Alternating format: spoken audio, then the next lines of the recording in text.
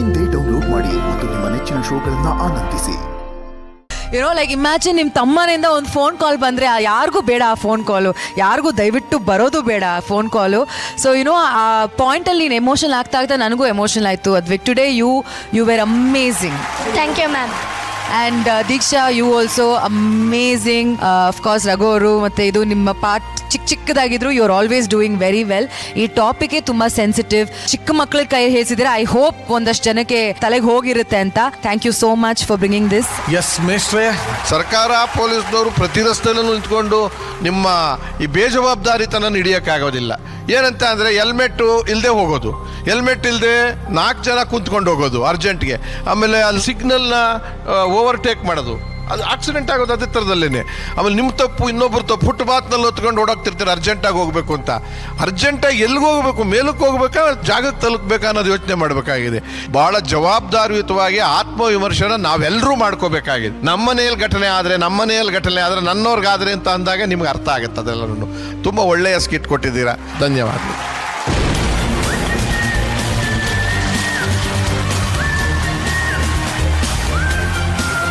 Kiladi junior buzzer ಸಿಕ್ಕಿದೆ. But okay, ಇವೆಲ್ಲ ಒಂದ್ ಕಡೆ ಆಗ್ತಾ ಇತ್ತು. ಬಟ್ ಅಲ್ಲಿ ಪಲ್ಲವಿ ಯಾಕಮ್ಮ ಅಷ್ಟೊಂದು ಅಳ್ತಾ ಇದ್ದೆ, ಏನಾಯ್ತು? ಮಾಂತು ಅಣ್ಣ ಯಾವಾಗ್ಲೂ ಮಗಳು ಅಂತ ಹೋಲಿಸ್ತಾನೆ ನನಗೆ. ಆ ಸ್ಕಿಟ್ಟಲ್ಲಿ ಅವ್ನು ಎದ್ ಬಂದ ಸರ್, ಹಂಗೆ ನಂಗೆ ಅನ್ಸ್ತಿತ್ತು ನಮ್ಮಪ್ಪನೂ ಎದ್ ಬರಬೇಕಿತ್ತು ಅಂತ. ಲೈಕ್ ನಮ್ಮಪ್ಪಂದು ಸೇಮ್ ಆಕ್ಸಿಡೆಂಟ್ ಆಗಿತ್ತು ಸರ್, ನಾನು ನೋಡಿಲ್ಲ. ಆದರೆ ನಮ್ಮಮ್ಮ ಎಲ್ಲರೂ ಮಾತಾಡ್ತಾ ಬಂದಿದ್ರು. ಓನ್ಲಿ ಇಮ್ಯಾಜಿನೇಷನಲ್ಲೇ ಇತ್ತು, ಹಿಂಗೆ ಆಕ್ಸಿಡೆಂಟ್ ಆಗಿರಬೇಕು, ಈ ಥರ ಯಾರಾದರೂ ಹೆಲ್ಪ್ ಮಾಡೋಕ್ಕೆ ಬಂದಿರಬೇಕು, ಆಮೇಲೆ ಹೋಗಿ ಹಾಸ್ಪಿಟಲ್ ಕರ್ಕೊಂಡು ಹೋಗಿದ್ದಾರೆ ಅಂತ. ಆಮೇಲೆ ಫೋನ್ ಬಿದ್ದಿತ್ತು ಅಲ್ಲ ಸರ್, ಆ ಫೋನಿಂದ ಕಾಲ್ ಬಂದಿತ್ತು. ಅದೇ ಥರ ರಘು ಅಣ್ಣ ಬಂದ್ರಲ್ಲ, ಅದೇ ಥರ ನಮ್ಮ ಮಾಮನ ಮಗ ಎಲ್ಲ ಬಂದಿದ್ದರು. ದೀಕ್ಷಾಕ್ಕಂತರ ನಮ್ಮಮ್ಮಗೆ ಗೊತ್ತಾಯಿತು. ಸೊ ಅದು ಏನು ಇಮ್ಯಾಜಿನೇಷನಲ್ಲಿತ್ತು ಅದೆಲ್ಲ ಸ್ಕಿಟ್ಟಲ್ಲೇ ನೋಡಿದೆ ಸರ್ ಇವತ್ತೇ. ಸೊ ಅದು ನೋಡೋಕ್ಕೆ ಆಗ್ತಿರ್ಲಿಲ್ಲ, ಫೇಸೇ ಅದು ಅನಿಸ್ತಿರ್ಲಿಲ್ಲ. ನಮ್ಮಪ್ಪ ಅನಿಸ್ತಿದ್ರು, ನಮ್ಮಮ್ಮ ಅನಿಸ್ತಿದ್ರು, ಅದು ನಾನು ಅನಿಸ್ತಿದ್ದೆ. ಕಂಟ್ರೋಲ್ ಮಾಡ್ತಿದ್ದೆ ಸರ್, ಬಟ್ ಆಗ್ತಿರ್ಲಿಲ್ಲ. ಸ್ಕಿಟ್ ಮುಗಿತು, ಅಣ್ಣ ಎದ್ದು ಬಂದಲ್ವ, ನನಗೂ ಅದು ಆಸೆ ಇತ್ತು. ಹಾಗೆ ನಮ್ಮ ಅಪ್ಪನೂ ಬರ್ತಾರೆ ಅಂತ ಅನಿಸಿತ್ತು ಸರ್. ಇವನು ಬೇರೆ ಮಗಳು ಅಂತ ಹೋಲಿಸ್ತಾ ಇರ್ತಾನೆ ಮಾಂತು ಅಣ್ಣ. ಅವನೇ ಇವತ್ತು ಆ ರೋಲ್ ಮಾಡ್ತಿದ್ರೆ ಅದು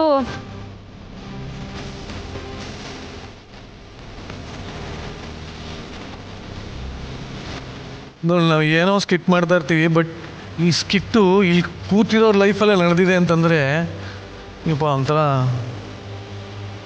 ವಿಶ್ವಕ್ಕೆ ನಿಮಗೇನಾಯಿತು? Fine. I just have a problem. I can't see anybody cry. I'm so sorry for you. I'm really sorry. ನನಗೇನು ಹೇಳಬೇಕಂತಲೇ ಗೊತ್ತಾಗ್ತಾ ಇಲ್ಲ. But I am okay. I'm just very empathetic towards her and Advik. I'm very emotional for no reason. I'm so sorry. ನಾನು ಯಾವಾಗಲೂ ಹೇಳ್ತಾ ಇರ್ತೀನಿ, ಅದನ್ನು show ಮಾಡಿದ್ರೆ ಯಾರೋ ಕಂಟೆಸ್ಟೆಂಟು ಅದು ಇದು ಅಂತಿರಲ್ಲ. ಒಂದು ಸ್ವಲ್ಪ ದಿನ ಆದಮೇಲೆ ನಾವೆಲ್ಲ ಫ್ಯಾಮಿಲಿ ಥರ ಆಗ್ಬಿಟ್ಟಿರ್ತೀವಿ. So you are also part of our family. We are all there for you. ಓಕೆನಾ? ಈ ವೇದಿಕೆ ಮೂಲಕ ಕಾರ್ಯಕ್ರಮ ನೋಡ್ತಾ ಇರೋಂಥ ಎಲ್ಲ ವೀಕ್ಷಕರಲ್ಲಿ ಕಳಕಳಿಯ ಮನವಿ, ಯಾರೋ ಫೈನ್ ಹಾಕಿಬಿಡ್ತಾರೆ, ಪೊಲೀಸ್ ಹಿಡಿದು ಬಿಡ್ತಾರೆ ಅಂತ ಹೆಲ್ಮೆಟ್ ಹಾಕಬೇಡಿ. ನಮ್ಮನ್ನೇ ನಂಬಿರೋಂಥ ಒಂದು ಫ್ಯಾಮಿಲಿ ಇರುತ್ತೆ. ಆ ಜೀವಗಳಿಗೆ ನಾವು ಆನ್ಸರಬಲ್ ಆಗಿರ್ತೀವಿ. ನಮ್ಮ ಜೀವನನೂ ಅಮೂಲ್ಯ, ನಮ್ಮ ಜೀವನೂ ಅಮೂಲ್ಯ. ಇನ್ನಾದರೂ ಇದನ್ನು ಅರ್ಥ ಮಾಡ್ಕೊಳ್ಳಿ. ಯಾರನ್ನ ಅರ್ಥ ಮಾಡ್ಕೊಂಡಿಲ್ಲ ಅಂದರೆ ಅವ್ರಿಗೂ ನೀವು ಹೇಳಿ. ಆ್ಯಂಡ್ ಮಕ್ಕಳು ಈ ಥರ ಒಂದು ಅವೇರ್ನೆಸ್ನ ಕ್ರಿಯೇಟ್ ಮಾಡಿದ್ದಕ್ಕೆ kudos to all the kids. ನಿಮ್ಮ ಒಬ್ಬ ಭಕ್ತ ನಿಮ್ಮನ್ನ ನೋಡಕಂತ ಬಂದಿದ್ದಾನೆ.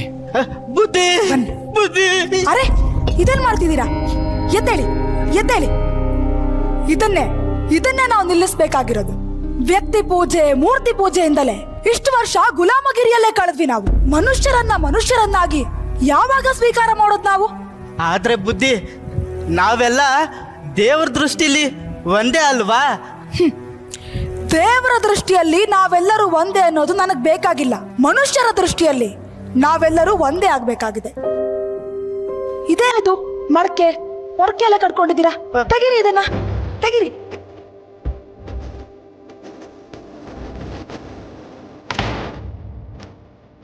ಜಾತಿ ಅನ್ನೋದು ದೇವರು ಸೃಷ್ಟಿಸಿರೋದಲ್ಲ, ಅದು ಮನುಷ್ಯರು ಸೃಷ್ಟಿಸಿಕೊಂಡಂತ ರೋಗ. ಪೊರಕೆಯನ್ನ ಕಟ್ಟಿದವರೆಲ್ಲ ಶುದ್ಧರಲ್ಲ, ಅದನ್ನ ಸಹಿಸಿಕೊಳ್ಳುತ್ತಿರುವ ಸಮಾಜ ಅಶುದ್ಧವಾಗ್ತಾ ಇದೆ. ಅಷ್ಟಕ್ಕೂ ಯಾರು ಕಟ್ಟಿದ್ರು ನಿಮ್ಗೆ ಇದನ್ನೆಲ್ಲ? ಅದು ಬುದ್ಧಿ ಅದು ಇರಲಿ, ತುಂಬಾ ದಾಹ ಆಗಿರೋ ಹಾಗೆ ಕಾಣಿಸ್ತಿದೆ. ಸಹಸ್ರ ಬುದ್ಧಿ, ಅವ್ರಿಗೆ ನೀರು ಕೊಡಿ.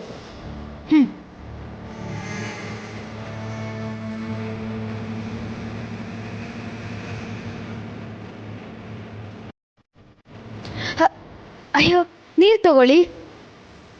ಡ್ಯಾಡಿ ಬುದ್ಧಿ, ನೀವು ಮೇಲ್ ಜಾತಿಯವರು, ನಾವು ಕೆಳ ಜಾತಿಯವರು.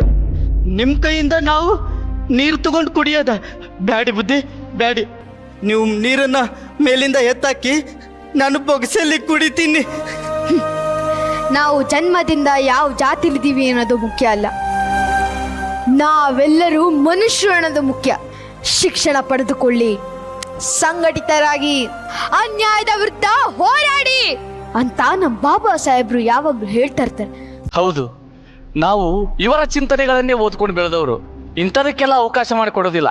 ನೀವು ನೀರು ಕುಡೀರಿ.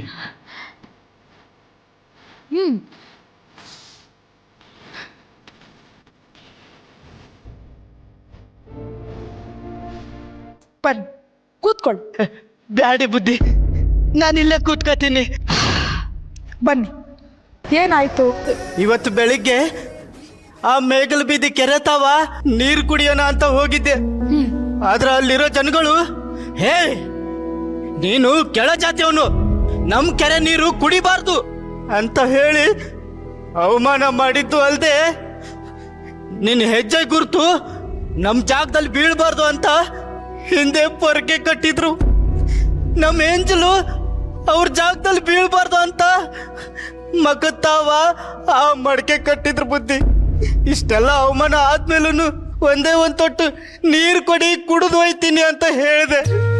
ಆದ್ರೆ ಅವರು ನೀನು ಕೆಳ ಜಾತಿಯವನು, ಇಲ್ಲಿ ಬರಲೇಬೇಡ ಅಂತ ಅವಮಾನ ಮಾಡಿ ಬೂಟ್ ಕಾಲಲ್ಲಿ ಓದು ನನ್ನನ್ನು ಆಚೆ ಕಳಿಸ್ಬಿಟ್ರು ಬುದ್ಧಿ, ಆಚೆ ಕಳಿಸ್ಬಿಟ್ರು. ಹೌದಾ? ಇವರು ಸುರೇಂದ್ರನಾಥ್ ಟಿಪ್ನಿಸ್ ಅಂತ ಮಹಾನಗರ ಪಾಲಿಕೆಯಲ್ಲಿ ಪ್ರಮುಖರು. ಟಿಪ್ನಿಸ್ ರವರ ಒಂದು ಲೇಖನವನ್ನು ಓದಿದ್ದೆ, ಬಹಳ ಚೆನ್ನಾಗಿತ್ತು. ಅದರಲ್ಲಿ ಅವ್ರು ಹೀಗೆ ಹೇಳ್ತಾರೆ, ಅವ್ರ ಬಾಯಲ್ಲೇ ಕೇಳೋಣ. ಸರ್ಕಾರದ ಸೊತ್ತು ಎಲ್ಲರಿಗೂ ಮುಕ್ತವಾಗಿದೆ. ಇದರಲ್ಲಿ ಯಾವುದೇ ಸಂಘ ಸಂಸ್ಥೆಗಳು ಹಕ್ಕು ತೋರಿಸುವಂತಿಲ್ಲ.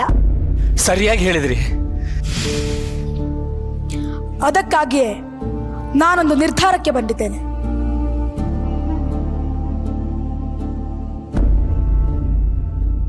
ನಾ ಕಂಡ ಭಾರತದಲ್ಲಿ ಮೇಲ್ಜಾತಿ ಇಲ್ಲ, ಕೀಳ್ ಜಾತಿ ಇಲ್ಲ, ಇರೋದು ಒಂದೇ ಜಾತಿ, ಮಾನವ ಜಾತಿ.